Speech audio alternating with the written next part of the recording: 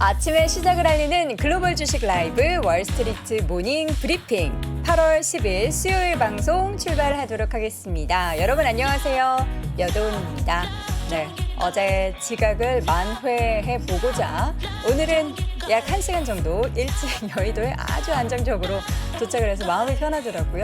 뭐 일찍 일어나고 뭐 이런 것보다 이 마음이 편한 게 최고거든요. 몸은 좀 힘들더라도 그런 의미에서 우리 시청자분들 오늘도 팔당댐 수문을 열었다고 해요. 뭐 여러 가지 댐 수문을 지금 연 가운데 팔당댐 수문을 열어서 지금 또 한강의 수위가 올라가서 여러분들이 주로 다니시는 도로들, 특히나 여의도 근처에 있는 강변북로 올림픽대로 또 막아놨습니다.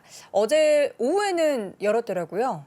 안전을 위해서 막는 거니까 이제 조금씩이라도 일찍 나오셔서 어제 같은 대란은 피하셨으면 좋겠고, 어제 뉴스 보니까 정말 다양한 곳에서 많은 피해들이 발생을 하고 또 인명사고도 많이 발생을 했는데 부디 더 큰 피해는 없으셨으면 하는 바람, 그리고 피해를 입으신 분들에게는 심심한 위로의 말씀을 드리면서 시작하도록 하겠습니다.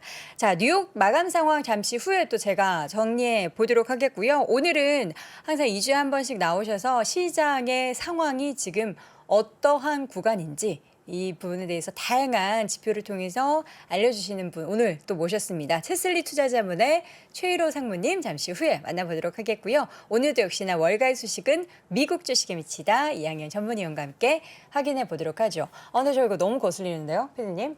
이 센터가 아니잖아요.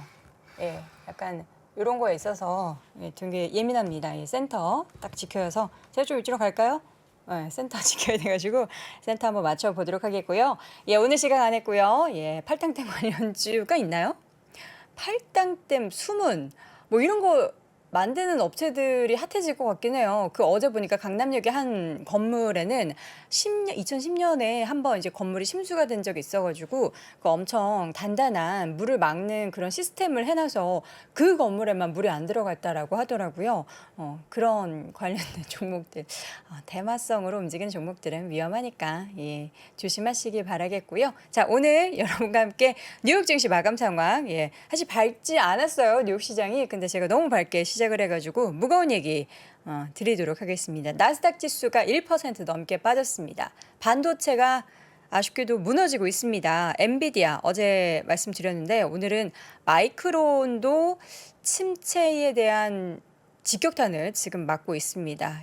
가이던스 실적 전망치를 계속해서 낮추는 부분이 기술주 전반적인 투자 심리에 좀 악영향을 미쳐서요. 오늘 주제는 엔비디아, 마이크론 등 반도체 이틀째 하락 주도로 확인을 할 수가 있고요. 지수를 보자면 앞서 말씀드렸던 나스닥 지수가 1.19% 하락했고 S&P 500도 0.42%, 다우 지수도 0.18%. 근데 다우 지수 안에는 뭐 금융주들이 대거 포함되어 있는데 이런 종목들은 어제 올랐어요. 그래서 장중에는 다우 지수가 상승 흐름을 보이기도 했습니다. 어제 내용을 보면요. 엔비디아가 2분기 매출 실적이 아마 20 며칠에 나오죠. 그날 장우석 부사장님을 전화 연결을 하든 뭔가 그래야 될 것 같은 생각이 드는데 전분기보다 2분기 매출이 19% 정도 급감할 것이다라고 미리 이야기를 했습니다. 예고를 했고요. 그리고 수요 악화 때문에 반도체 수요 악화 때문에 마이크론도 역시나 매출의 가이던스를 하향 조정을 했습니다. 주가는 엔비디아가 4%대, 마이크론이 3%대에 장중에 하락을 하는 모습이었고요.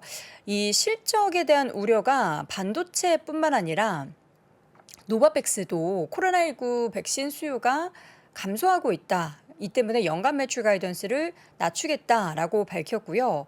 크루즈 회사도 별로 좋지 않았어요. 크루즈 회사도 노르웨이지언 크루즈 라인이 부진한 2분기 실적 발표하면서 10% 넘게 하락했고, 여기에서 이제 맵을 한번 보자면요. 저희가 보여드리는 맵을 보면 엔비디아 주가가 새빨갛죠. 3.97% 하락을 했습니다. 근데 이게 지난번에 실적 발표 직전에 항상 돈나무 언니가 주식을 살 때 더 떨어지기 전에 샀잖아요. 뭐 다양한 종목도 여러분 기억하시죠? 엔비디아를 샀대요. 월스트리트 저널이 보도를 했는데 엔비디아를 저가 매수했다고 합니다. 이게 좀 싸죠. 3.97% 170달러 선에서 마감이 됐는데 왜 샀을까? 안 샀으면 좋았을 걸. 예, 엔비디아를 샀다고 하고요. AMD 주가도 4% 넘게 하락을 했습니다. 또 그 아래에 있는 IBM이나 세일스포스닷컴도 주가가 3% 넘게 4% 가까이 하락을 하면서 반도체 관련한 종목들의 하락이 가장 두드러진 그런 하루였고요.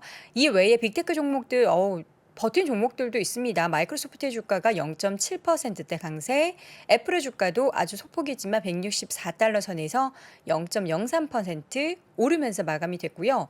구글이나 메타의 주가는 빠지긴 했습니다만 하락폭은 그렇게 크지 않았어요. 메타의 주가 1%, 구글은 0.54% 하락했고요. 테슬라가 좀 빠졌습니다.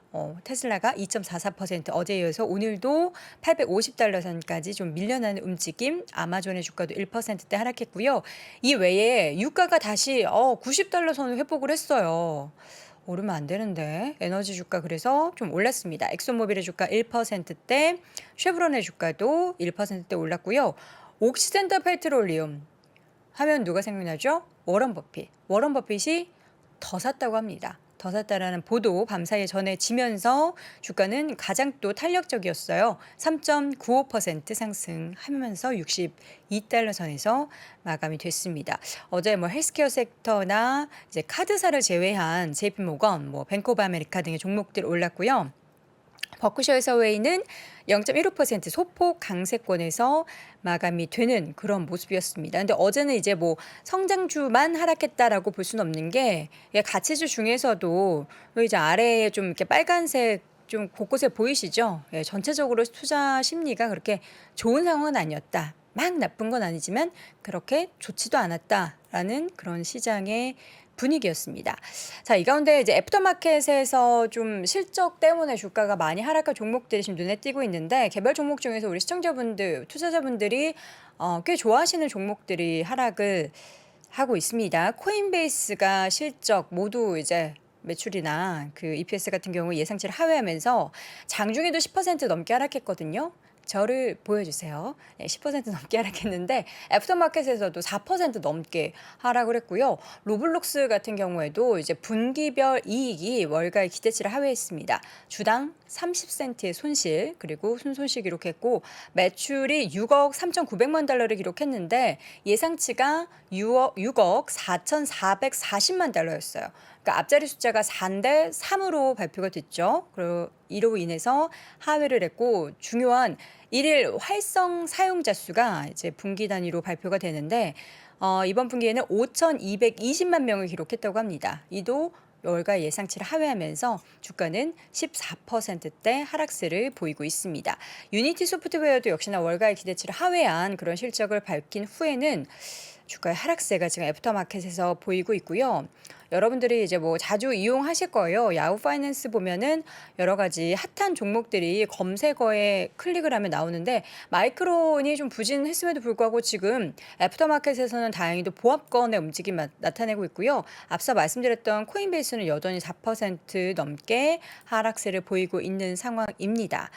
자, 전반적으로 이제 시장 상황이 이제 반도체 쪽으로 좀 부진한 그런 모습이 보였는데 이를 또 어떻게 평가를 해야 되는지 또 반도체 하면은 어제도 이제 6만 전자 좀 하회하는 장중 움직이 때문에 덜컥 마음이 내려앉았는데 오늘 우리 시장에 미칠 영향은 또 어떨지도 생각을 해 보셔야 될 것 같습니다. 자, 이렇게 해서 뉴욕 증시 마감 상황 간단히 확인해 봤고요. 잠시 후 심층 인터뷰 채슬리 투자자문의 최희로 상무와 함께 돌아오도록 하겠습니다. 임자, 오늘 참 덥지 않어? 그러제 버뜩 3%랑 백년 화편 찾아보자고. 잉? 그게 뭔 소린겨? 답답한 경제 뉴스를 3%만큼 속 시원히 풀어주는 거 봤는가? 그럼 백년 화편은? 지금 다발 찹쌀떡 살짝 얼려서 먹어봐. 시원하니 쫄깃쫄깃 달콤 고소한 게 아이스 찰떡이 따로 없단게. 시원하고 맛있게 떡하니 변한다. 백년화편 밥알 찹쌀떡 지금 홈페이지에서 여름 안심 배송을 확인하세요.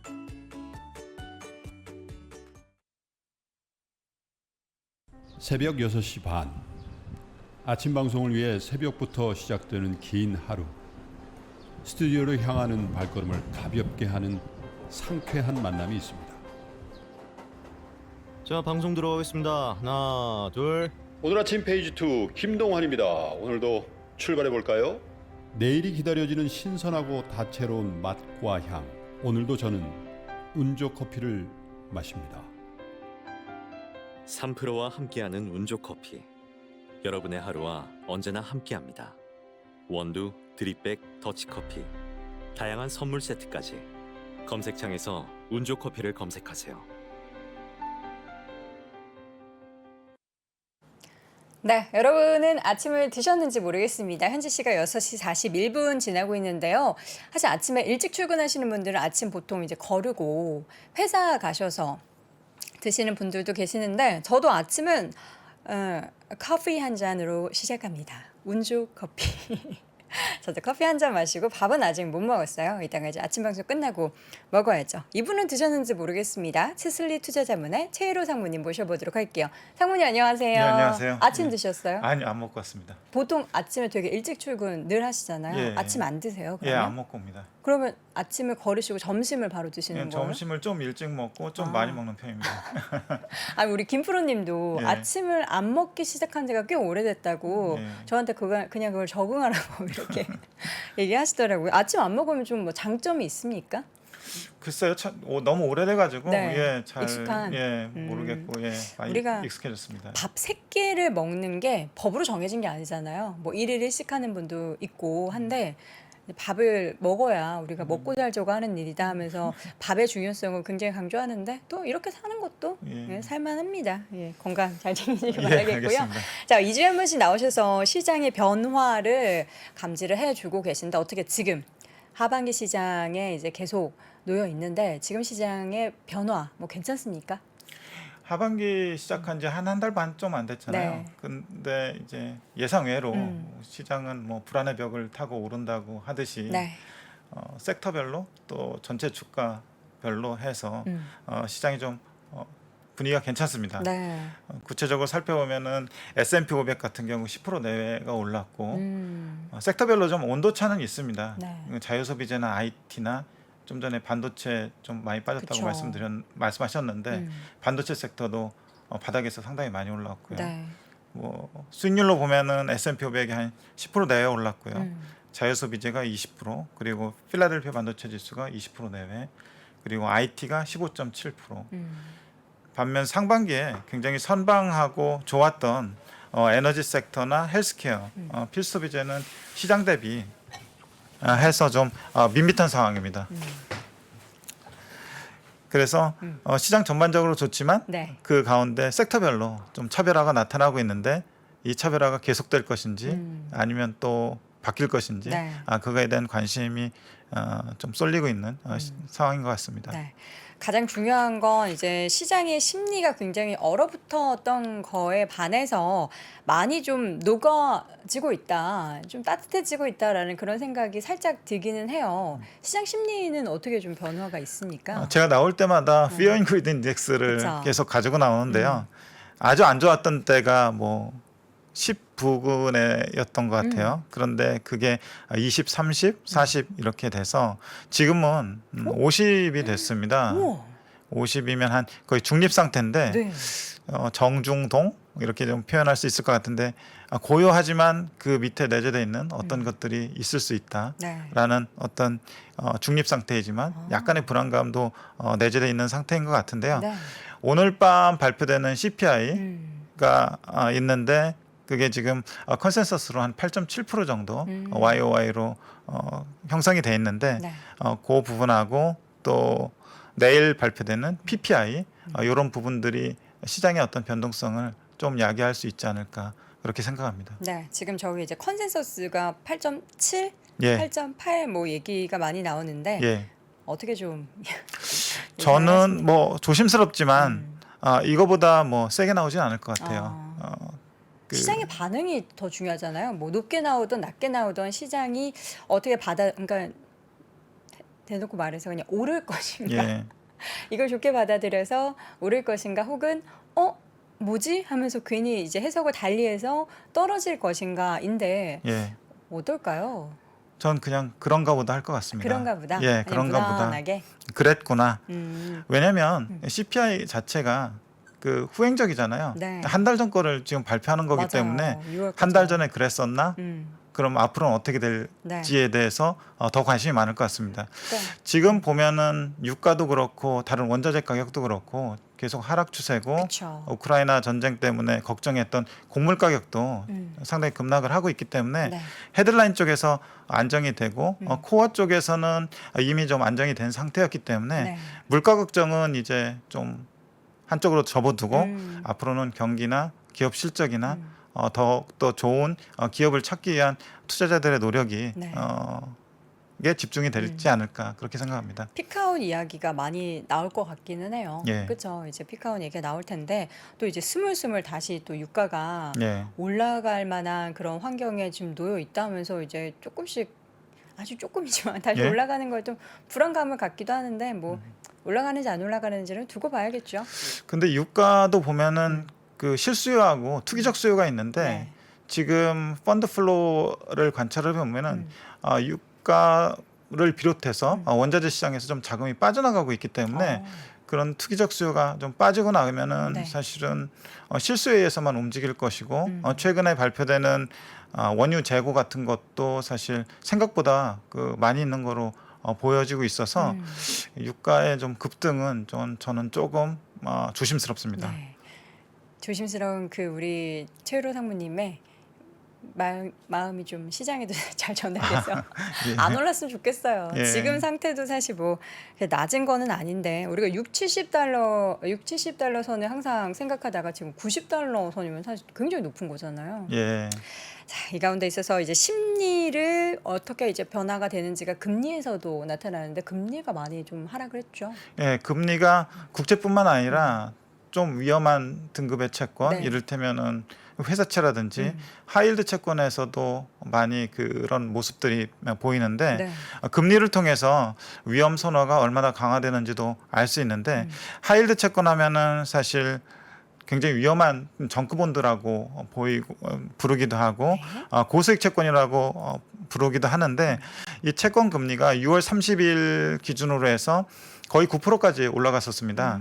근데 지금은 7.36%에 거래가 되고 있거든요. 네. 그러면은 한 1.5% 포인트 정도가 단기간에 빠진 건데 이 정도면은 10년짜리 감안을 해서 채권을 8.89% 요 정도의 금리에 사두었다면 지금은 한 15% 정도의 단기간에 수익을 얻을 수 있는 그런 상황이었다고 결과적으로 말씀드릴 수 있을 것 같습니다. 네. 그래서 금리는 가격하고 반대로 가잖아요. 그쵸. 네, 그래서 지금 이게 더 빠질지 아니면 여기서 이제 횡보할지 뭐 그거는 가봐야 알겠지만 지금 이 상태로 보면은 한 달 전에 비해서 위험 자산에 대한 선호도는 개선되고 있다. 네. 이렇게 말씀드릴 수 있을 것 같아요. 위험 자산에 대한 선호도의 개선은 우리 주식 시장에서도 주식이 어떻게 보면 이제 안전 자산에 대비한 위험 자산 쪽에 속하기 때문에 주식 시장에도 뭔가 수급 유입이 좀 나타나는 그런 상황이 펼쳐져야 되는데 사실 우리 시장은 좀 다르거든요. 우리 시장은 오히려 이제 개인 투자 자금이 좀 빠져나가고 있고 외국인 자금이 들어오는데 여기서 우리 개인 투자자분들이 돈을 버셔야 되는데 예. 반대로 이렇게 움직이게 되는 경우들이 왕왕 발생을 해서 좀 안타까운 것 같습니다. 자, 기업 실적이 가장 사실 중요하잖아요. 지금 실적 시즌이고 하니까. 근데 이제 반도체 두 종목, 국제권 두 종목이 2분기 실적 발표하기 전에 가이던스를 이렇게 낮춰버린 거에 대한 부담감이 없지는 않은 것 같아요. 엄청 크죠. 예. 네. 사실 엔비디아 같은 경우는 그 반도체 섹터에서 상당히 존재감이 있는 그렇죠. 기업이고요. 마이크론 같은 경우는 우리나라 뭐 하이닉스가 시총 상위주 중에 하나인데 미국에서는 그렇게 존재감이 있는 기업은 아닌데 두 종목들이 연달아 가이던스를 좀 낮추면서 반도체 섹터 전반적으로 그 심리에 영향을 준 것 같습니다. 근데 아까 봤듯이 반도체 섹터, 필라델피아 반도체 지수가 최근에 한 20% 가까이 올랐잖아요. 네. 그런 거에 대한 좀 차익 실현 욕구도 있었을 것 같고요. 오늘 나오는 CPI 에 대한 우려도 있었을 것 같고 거기다가 실적이 하향된다고 하니까 일단 팔고 보자라는 심리가 강하게 작용하지 않았을까 싶고요. 주가는 사실 1년 뒤, 2년 뒤를 보고 가는 거잖아요. 그럼 과연 1년 뒤, 2년 뒤에 지금 이 시점을 봤을 때 과연 우리가 그렇게 우려했을 만한 상황이었던가라고 생각을 하면은 약간의 발상의 전환을 할 수 있을 것 같습니다. 갑자기 좀 뭔가 여유로워지네요. 예, 예. 그러니까 주식이 어떻게 보면은 그 시간하고 상관관계가 제일 높거든요. 시간이 오래 가면 오래 갈수록 주가는 오르게 돼 있어요. 네. 예. 그래서 그 좀 마음을 또 그리고 투자 기간을 길게 가지면 가질수록 네. 위험은 줄어든다고 보시면 될 것 같습니다. 네. 자, 지금 여러 가지 이야기를 했었는데 우리가 지금 가장 중요시하는 키워드 중에 하나가 인플레이션, 물가예요. 예. 근데 물가가 많이 안정세를 잡고 있는 것 같은데 물론 우리 실질적으로 가계 경제는 아직까지 좀 부담스러운 상황이 많기는 한데 전체적인 물가에 관련한 부분은 어떻게 좀 나타나고 있습니까? 아까 헤드라인 물가를 제가 언급하면서 유가나 뭐 농산물 가격 네. 이런 것들이 좀 빠지고 있어서 실생활에 관련된 물가는 과거처럼 그러니까 뭐 한두 달 전만큼 그렇게 세지 않을 거라고 말씀을 드렸는데 네. 얼마 전에 7월 제조업 PMI가 나왔거든요. PMI에서 우리가 얻을 수 있는 물가에 대한 힌트가 조금 있어서 가져와 봤는데요. 프라이스라고 하는 부분인데 프라이스가 사실 그냥 가격인데 이 제조업 PMI에서 프라이스는 구매 관리자들이 느끼는 프라이스 그리고 기업에서 원재료를 사들일 때 부담하는 비용 이걸 말하는 거거든요. 이 표를 보시면은 지금 4월부터 7월까지 그 비용에 대해서 구매 관리자들이 느끼는 그 체감을 나타낸 거예요. 그러니까 그 비용 자체가 늘어났다고 응답한 비율이 점점 73%에서 줄어들고 41%로 줄어들고 있잖아요. 오. 그리고 비용 자체가 낮아졌다고 응답하는 비율이 더 늘어났잖아요. 이걸 보면은 기업의 구매 관리자들이 비용 부담이 조금씩 줄어들고 있다는 어떤 증거를 보여주고 있다고 생각을 할 수 있겠고요. 4월 대비 지금 7월에 퍼센테이지가 거의 30% 넘게 줄어들고 예. 이쪽도 15% 가까이 줄어들었네요. 예, 그렇죠. 그렇게 본다면 네. 이런 어떤 그 기업들의 구매 관리자들로부터 나오는 어떤 얘기들이 네. 피드백들이 사실상 앞으로 향후 물가에서도 반영되지 않을까라는 생각이고요. 전반적으로 그렇게 보면은 물가 상승 압력은 둔화되고 있지 않나 그렇게 생각합니다. 네. 물가의 안정세를 하루빨리 좀 되찾아야 연준의 이런 고강도 긴축도 마무리가 될 텐데 물가가 좀 많이 좋아지고 있는 상황이라는 건 여기저기 시그널에서 보여지고는 있습니다. 근데 우리가 물가와 함께 보는 게 이제 경기잖아요. 예. 물가가 우리는 안정이라고 하는데 물가를 억지로 낮추다 보니까 경기가 안 좋아지는 것에 대한 우려를 굉장히 많이 하는데 예. 또 우리가 여러 가지 지표 가운데 고용을 보면은 뭐 이게 이 정도면 경기 좋은 거 아니야? 이런 생각이 들 정도로 맞습니다. 괜찮잖아요. 고용은 어떻습니까? 얼마 전에 그 고용 지표가 나왔는데 네. 실업률하고 같이 비농업 고용자 수가 나왔어요. 비농업 고용자 수가 서프라이즈가 나왔는데 6월에 39만 8천 명, 네. 그리고 7월에 52만 8천 명, 거의 10만 명 이상 늘었잖아요. 그렇죠. 여기에서 알 수 있는 인플리케이션도 좀 있는데 이 늘어난 내용을 좀 뜯어보면요. 요식하고 접객업, 이를테면 식당하고 호텔, 뭐 여행 관련된 이런 서비스업에서 5만 명 이상 증가를 했고요. 또 공무원 중에서 교육 서비스 부문이 또 5만 명 이상 증가를 했습니다. 그래서 결국에는 고용을 봐야 되는 이유가 고용 증가가 소득 증가를 이끌고 소득 증가가 소비의 증가를 이끌고 소비의 증가가 생산 증가를 이끄는 이런 선순환적인 어떤 경제 구도가 이루어지면은 사실은 물가도 안정이 되고 성장도 안정이 되는 어떤 골디락스 상태가 되잖아요. 그래서 고용만으로 모든 걸 평가는 할 수는 없지만 네. 고용이 지금 경기 상황이 그렇게 사람들이 생각하는 것보다 나쁘지 않다는 어떤 시그널을 주고 있지 않나 그렇게 네. 생각합니다. 그래서 저희가 이제 고용이 아까 전에 저희가 방송 전에 사실 최 상무님과 엄청 저는 일부러 반대적인 걸 자꾸 여쭤보고 상무님의 의견을 여쭤봤는데 고용이 좋음에도 불구하고 발생하는 경기 침체가 올 것이다라는 의견도 있단 말이에요. 여기에 대해서는 상무님은 동의하지 않으시죠?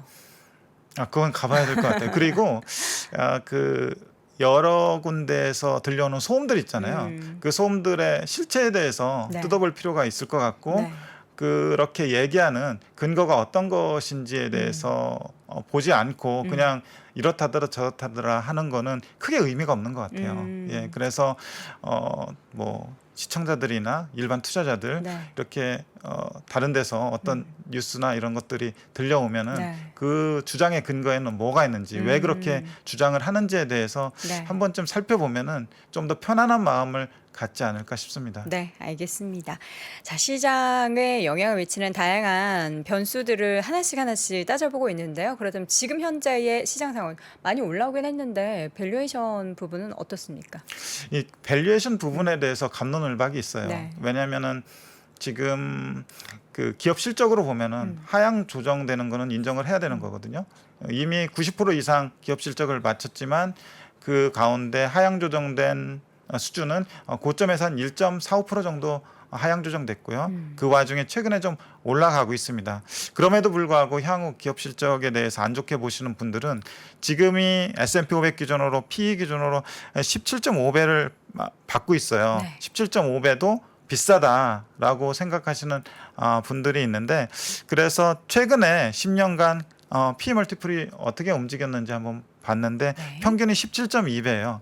그러면 기간을 어떻게 자르느냐에 따라 다르긴 한데 그냥 한 10년 정도 자르면 지금 평균 수준에 있다. 그래서 PE 멀티플로 보면은 과도하지도 않고 그렇게 급격하게 PE 멀티플이 싼 것도 아니다. 물론 지난번에 15.3배를 간 적도 있었지만 지금 주가가 올라서 17.5배가 된 것이고요. 네. 그래서 지금 그 아까 그 하이힐드도 보셨지만 하이힐드가 좀 떨어지는 상태에서 그간 상반기에 멀티플 조정을 받았던 부분이 회복이 됐는데 그 부분이 조금 더 떨어지면 멀티플의 확장도 있을 수 있고요. 그리고 기업 실적이 최근에 약간 하향 조정이 됐는데 네. 다시 지난주부터 반전이 되기 시작했거든요.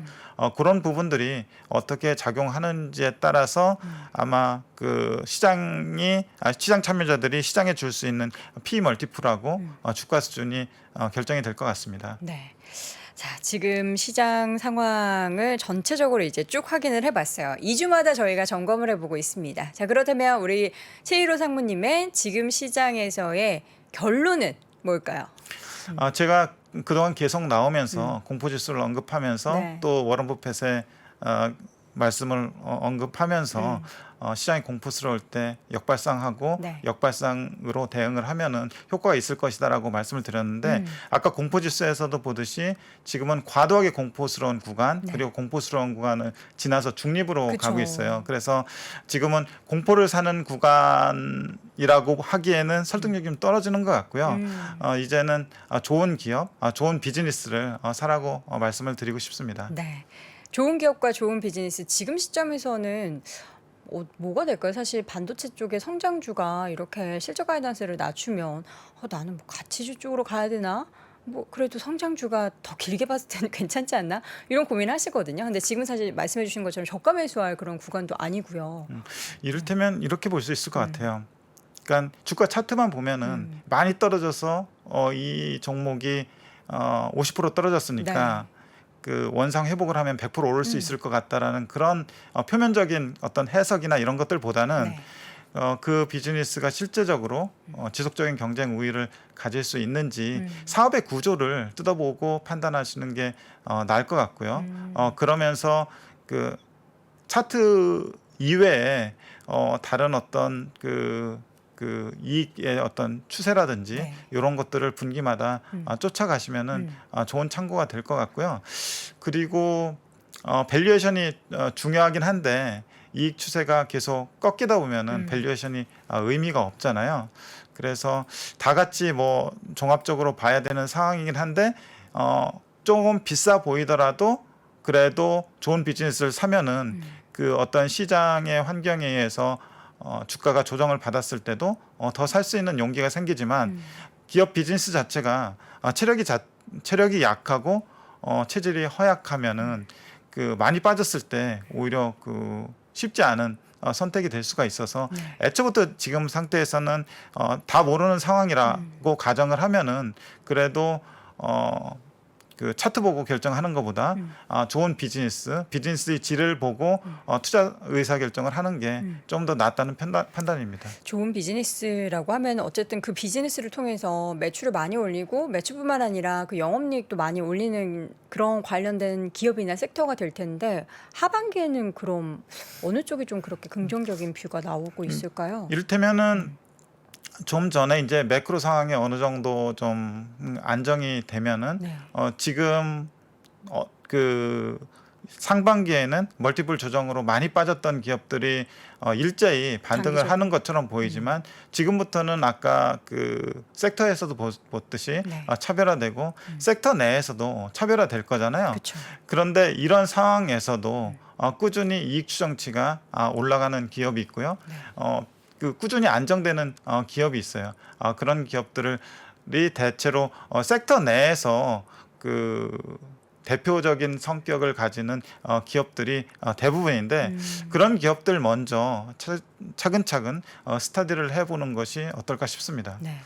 업종을 말씀을 안 해주십니다. 말을 아끼시는데 어쨌든 지금 하반기에 저희가 앞서 맨 처음에 보여드렸던 차트에서도 봤듯이 가장 좀 많이 하락했었던 필라델피아 반도체 지수를 포함한 이제 IT 섹터의 강세가 가장 두드러지는 모습, 자유소비자 관련해서 가장 두드러지는 모습을 보였는데 과연 2주 뒤에는 이러한 흐름이 어떻게 좀 바뀌는지의 변화가 있을지를 한번 체크해 보시는 것도 투자의 아이디어를 얻어보실 수 있는 기회가 되지 않을까 싶습니다. 그리고 그 섹터 안에서도 그 섹터를 전체적으로 좋게 볼 게 아니라 우위에 있는 그런 기업을 고르라는 말씀을 전해드리면서 오늘 심층 인터뷰 채슬리 투자자문의 최유로 상무님은 보내드리도록 하겠습니다. 상무님 고맙습니다. 감사합니다.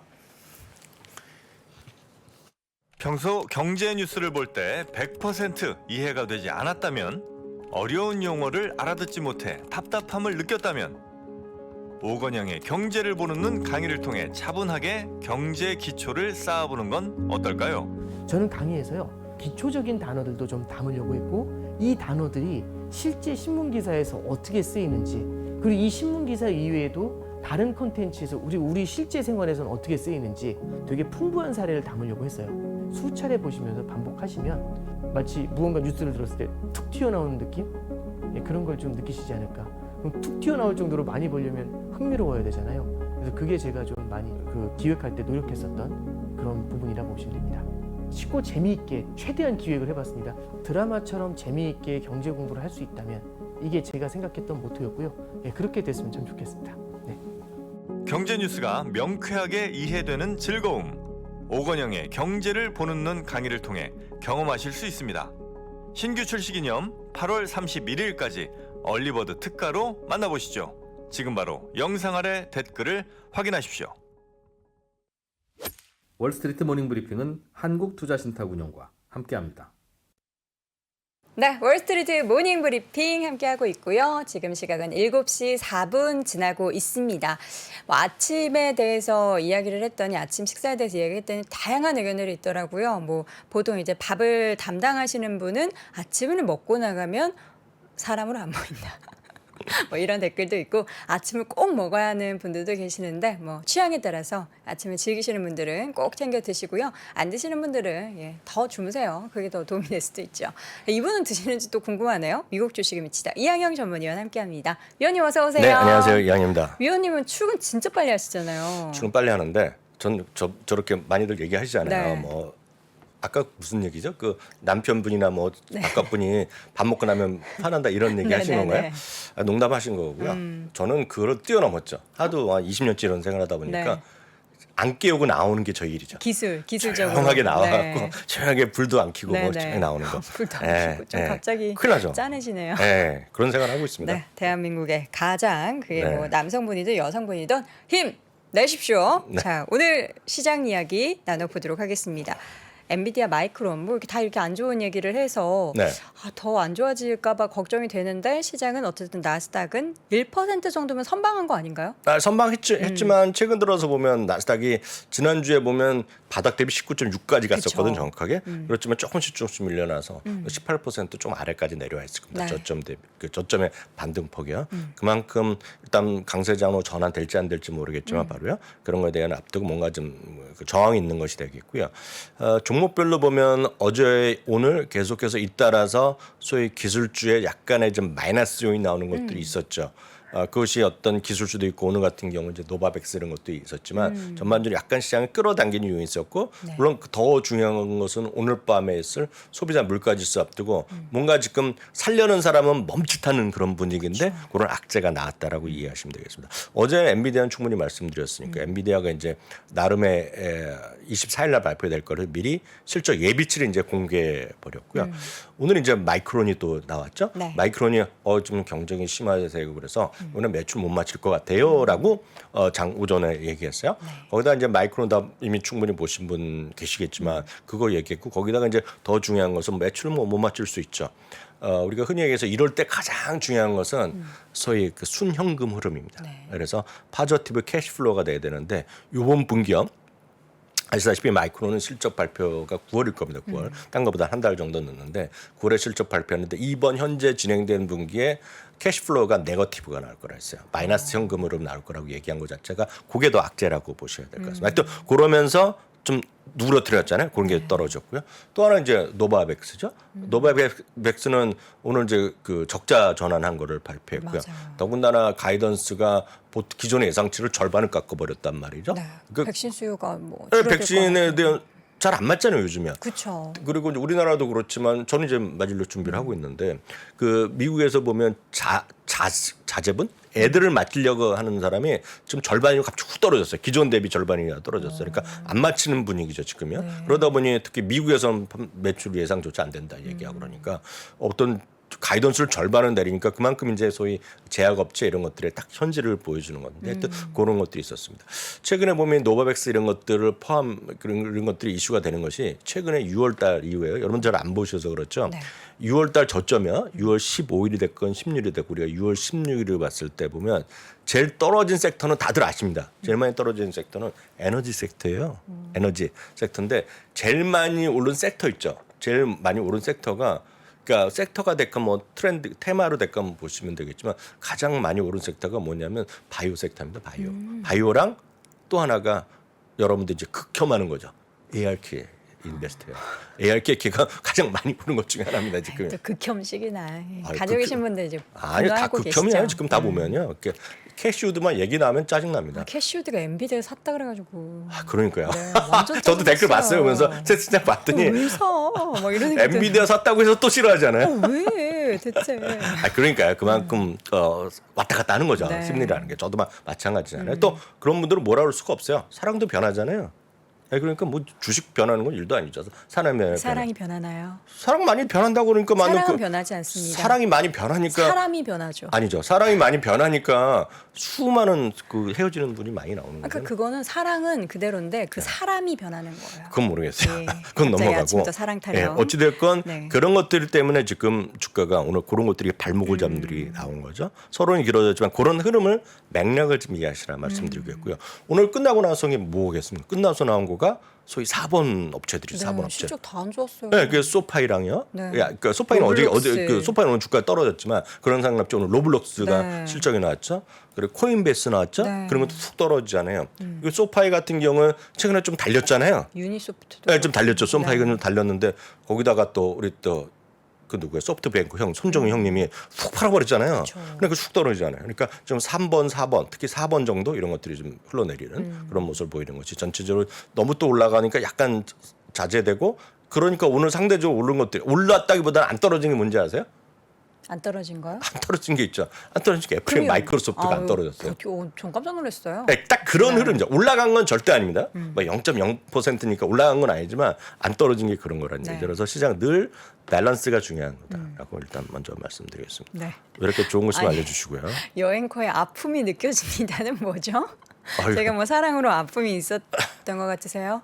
그런 거 없습니다. 네. 예. 그 소비자 물가 지수 잠깐 말씀드려요. 소비자 어떻게 물가 나올까요? 지수는 뭐 핵심만 보면 되겠는데 오늘 밤에 이제 드디어 나오는데요.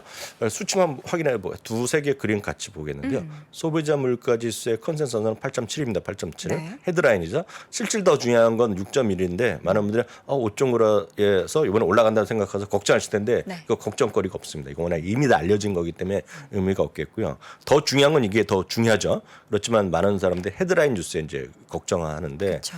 이번에 조금 내려갈 가능성은 큽니다. 그 대부분에 그렇게 얘기하고 있고 얘기하지만 이 8.7이 나올지에 대해서는 회의적 시각이 많아요. 왜냐하면 최근 2년 동안 소비자 물가지수의 예상치를 맞추거나 더 낮게 나온 적은 2번밖에 없었습니다. 그래서 대부분이 높게 났어요. 올해도 거의 대부분 높게 나온 걸로 알고 있거든요. 네. 그래서 너무 큰 기대는 하지 마세요. 일단은 그러나 대부분이 9.1, 9.0, 8.8, 8.9 정도 나오지 않겠냐는 것이 희망이 되겠고요. 혹시 그 높이 나오더라도 9.1만 돌파하지 않는다 그러면 네. 그렇게 악재인식은 안 할 가능성이 있습니다. 돌파 안 한다에 네. 제 새끼 손톱을 겁니다. 요즘 많이 길러졌어요. 그래서 너무 네. 그 큰 기대는 하지 마시기만 되겠고요. 여하튼 그나마 조금은 낮아질 가능성이 있겠고요. 그렇게 보는 거에 가장 큰 거가 바로 이거죠. 전국 평균 휘발유 가격인데요. 내려갔죠. 지금 이거는 트리플 A 기준으로 보면 4.03까지 떨어졌어요. 그래서 이건 아마 부사장님이 예고했던 거는 3자가 이번 주에 보여준다는 건데 네. 뭐 보여줄 수도 있죠. 어찌됐건 4.03입니다. 이건 트리플 A 기준이 되겠고요. 네. 어찌됐건 많이 떨어진 건 사실이 되겠고요. 6월 그 고점 대비요 20%가 지금 떨어졌습니다. 4.99면 5달러 그래 그 정도였었잖아요.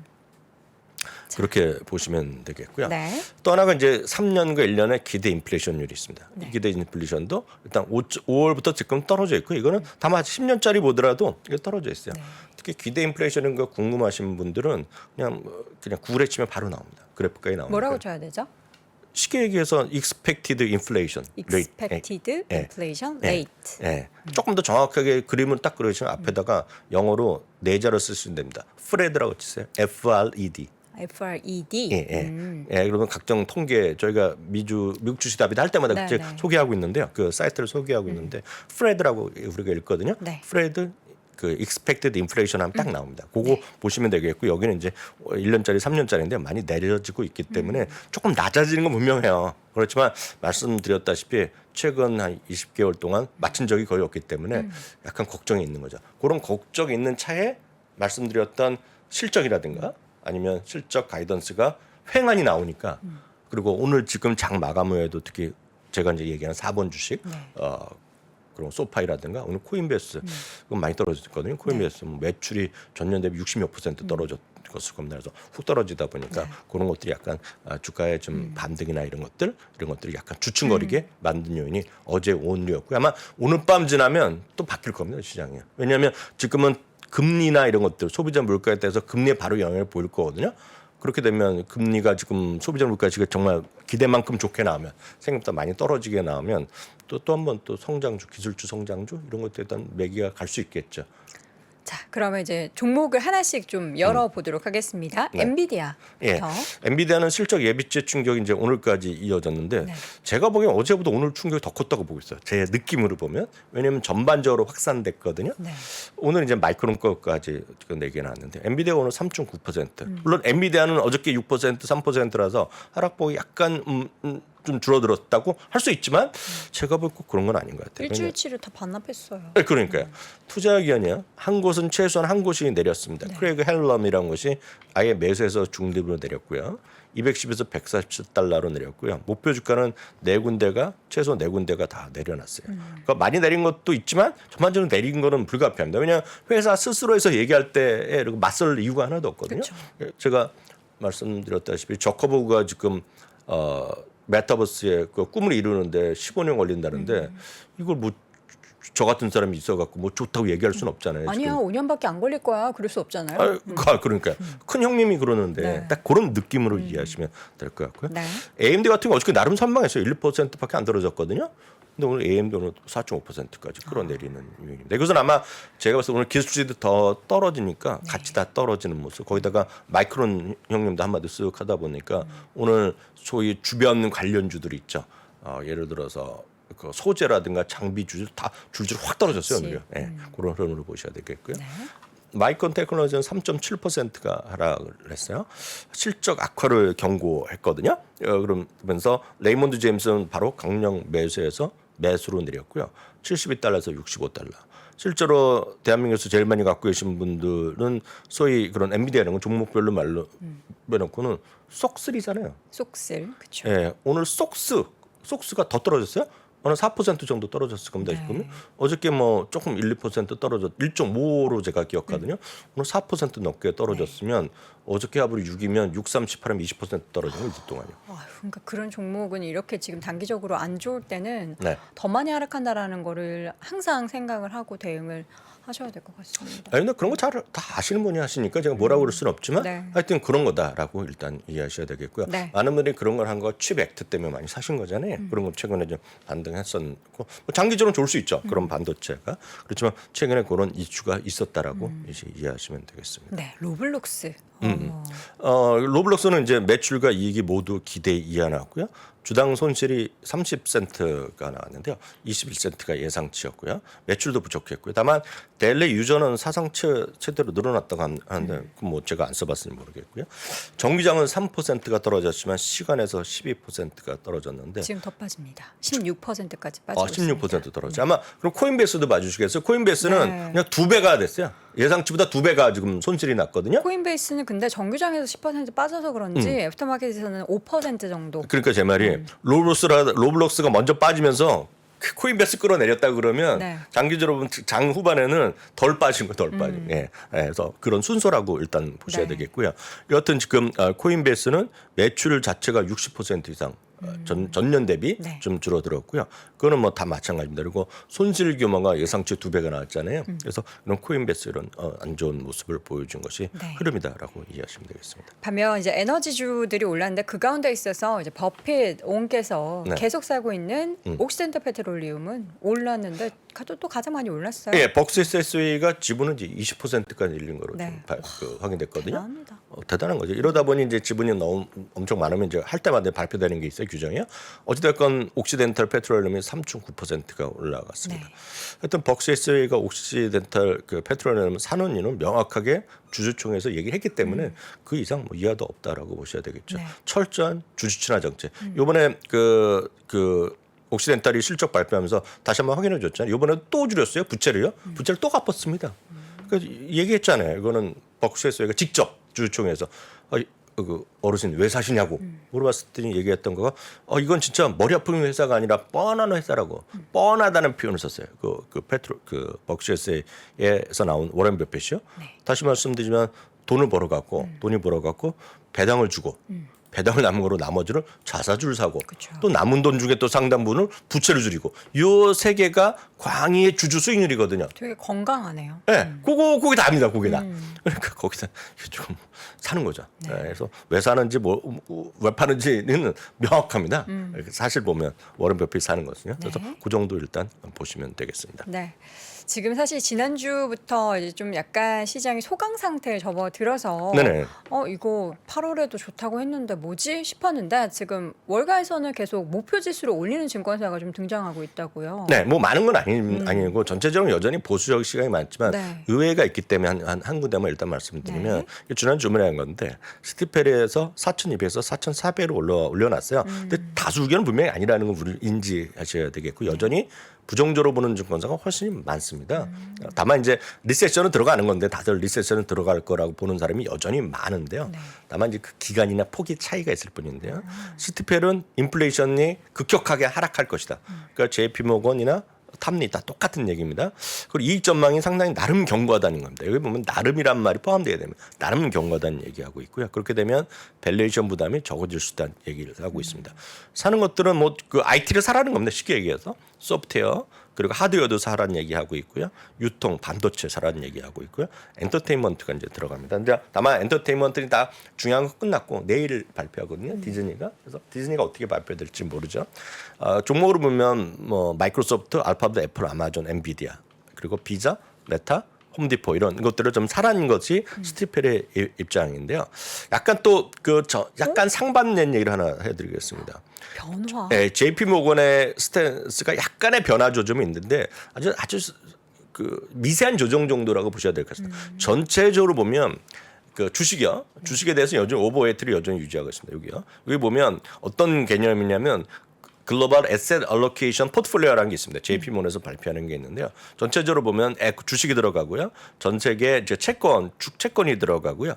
회사채가 들어가고 상품 들어가고 현금이 들어가는데요. 실제로 보면 채권이나 이런 것들은 전체적으로 여전히 줄이란 반면에 그리고 비중을 저번에 확대하는 거가 상품을 조금 늘리라는 얘기입니다. 근데 이유가 6월 16일 저점 이후에 주식이 상대적으로 상품보다 많이 올랐다는 거, 상품 떨어졌잖아요. 그래서 상품을 사기 위해서 많은 것이 아니라 1%포인트 정도 줄이고 사라는 거죠. 그래서 전체적으로 보면 주식을 계속 롱 포지션, 계속 사는 건 맞는데 지금 주식을 충분히 갖고 있고 포트폴리오 하는 사람들의 입장에서 보면 1%포인트 줄여서 상품을 사라는 것에 포트폴리오 차원에서 대응이다라고 일단 보시면 되겠습니다. 다만 이게 얼마만큼 해당될지 모르겠어요. 우리 주식하시는 분들한테. 다만 전체적인 시각 자체는 주식이 좀 단기간인지 몰랐다. 다만 전술적인 요로가 장기적으로 여전히 긍정적으로 본다는 것도 확인해 드릴 수 있겠습니다. 네. 이어서 골드만삭스는 네. 어떨까요? 그래서 말씀드렸다시피 전체적인 시각은 여전히 보수적 시각이 네. 많다는 것도 우리 꼭 좀 이해를 하셔야 되겠고요.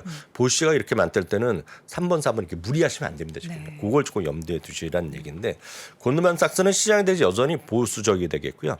앞서 이제 스티펠 같은 경우는 이익이 견조하다는 얘기를 하고 있는데 여기 보세요. 보시면 2022년에요. S&P 500의 지금 주당이익 평균이 $226입니다. 이거는 큰 차이가 안 납니다. 월가 평균이 $228니까 차이가 안 나거든요. 근데 차이가 나는 거가 2023년입니다. 2023년이 참고적으로 보시면 전체 컨센서스는 한 $244에서 $246까지 나오거든요. 근데 $10가 부족하죠. 요 증가율이 한 3%밖에 안 되는 겁니다. 요 증가폭이. 여기 증가폭이잖아요. 올해는 8%에서 3%. 그래서 내년에 대한 목표 그 지수를 좀 전망을 좀 내리고 있다라는 것이 골드만삭스입니다. 그러면 골드만삭스 이렇게 내리니까 당연히 주당 S&P 500의 목표치도 상대적으로 낮을 수밖에 없다는 거. 그래서 미국 주식은 뻔한 건데 핵심 중에 하나를 우리가 지금 약간 간과하고 있는 것 때문에 오늘 이 부분 약간 저 이 해석 보고서 이거 전 전기차 부분이 사실 가장 충격이었거든요. 그래서 테슬라 뭐 니오 엄청 어제 또 빠졌잖아요. 네네. 그 안에 있는 배터리를 네네. 그 미국에 있는 관련한 미국에서 네네. 생산해낸 소재가 들어가지 않으면은 안에 뭐 그게 좀 말씀드리겠습니다. 지원을 좀 줄인다. 그게 좀 추가 좀 말씀드리겠으면 인플레이션 감축 법안에 대해서 지금까지 대부분 호재 인식이 많았단 그쵸. 말이죠. 특히 2주 전부터는 소위 얘기해서 재생에너지. 네. 그리고 전기차의 사자 이런 게 분명히 그 호재 인식하는 것들이 분명히 있어요. 있지만 실제로 들어가 보면 약간 복잡한 셈법이 들어가고 부정적인 것도 있다는 거죠. 그래서 그거를 좀 말씀드리고 바로 이런 시각 때문에 얘네들이 골드만삭스가 그 주당 이익의 전망치를 내년 훅 내린 겁니다. 지금. 그걸 좀 이해하시면 좋겠고 이것도 전체 의견과는 약간 다른 의견도 있다는 것도 제가 말씀드리겠습니다. 이 뭐냐면 여기 보시면 세 가지가 있다고 말씀드렸어요. 뭐냐 인플레이션 감축 법안에는 말씀드린 거가 쉽게 해서 재생에너지 관련된 거, 생산이나 뭐 제조, 설비, 소비자 이런 거 있겠죠. 전기차도 마찬가지입니다. 전기차도 무슨 생산하는 사람들엔 지원도 있을 것이고 거기에 보면 아까 말씀하신 배터리 분야도 있는데 거기도 있고 모두 복잡한 게 많이 들어가 있고 소비자도 있는데 그 소비자에 대한 지원이 지금 말이 안 된다는 얘기를 하는 사람들이 있는 거죠. 왜냐하면 신차 같은 경우에는 $55,000, 트럭은 $88,000 막 이렇게 나와 있을 겁니다. 그러면 지금 현실적으로 보면 미국 기준으로 보면 우리나라 지금 해당이 안 되지만 모델 3 있죠. 모델 3의 기본용이만 딱 해당되고 듀얼 배터리부터 해당이 안 됩니다. 예. 그리고 트럭 같은 것도 비싸잖아요. 그게 좀 그게 안 맞는다는 얘기하니까 가격을 낮추라는 것도 들어가겠죠. 어찌 됐건요. 예, 그게 있고 또 하나가 핵심적으로 이제 우려되는 것들은 뭐예요? 되면 최소 법인세 있죠. 최소 법인세 15%. 그러니까 그거에 따른 이슈 잠깐 말씀드리겠고요. 바이백이 들어가고요. 또 하나가 요 세 번째는 우리가 약간 어려운 겁니다. 이거는 이제 회계사님들이 하시고 이런 것들이 되겠는데 여기에는 다양한 이자 비용이라든가 R&D 설비 투자에 대한 우리나라에서 세제 혜택 주는 우리 식으로 하면 세제 혜택 주고 있고 상가에 관련된 이슈가 있는데 그걸 약간 또 변화를 주는 게 있어요. 그러니까 다 통과됐을 겨 전제하에서 보면 골드만삭스 같은 경우에는 S&P 500의 주당이익의 법인세 통해서 1%가 감소하고 자사주를 통해서 0.5% 감소하고 이 말씀드린 세제의 변경 이런 이슈 때문에 3% 감소해서 총 5% 정도 기존 전망 대비 떨어질 수 있다는 얘기입니다. 다만 여기까지 말씀드리면 시티에서는 이게 1%가 법인세가 떨어진다는데 말도 안 되는 얘기하고 있고 해봤자 0.3% 떨어진다고 얘기하고 있기 때문에 이건 증권사마다 다릅니다. 전망이 다르지만 골드만서스 이걸 좀 심하게 좀 많이 보고 있다라고 보셔야 되겠고요. 그럼 법인세 요 혜택 이 법인세를 최소 법인세 내는 거가 누구나 다 하는 거냐? 절대 안 그렇습니다. 우리나라도 이번에 법인세 혜택했지만 우리나라랑 완전히 다릅니다. 우리나라는 엄청 돈을 많이 버는 초재벌 그룹에 해당되는 거예요. 보통 저희 같은 그냥 조그만 저희도 US 법인은 해당 사항이 없어요. 엄청 돈을 많이 버는 건데 여기는 반대로 엄청 돈을 버는 기업에만 해당됩니다. 이게 뭐냐면 최근 3년 동안요 조정된 조정 기준이 있습니다. 어저스트라는 표현이 있어요.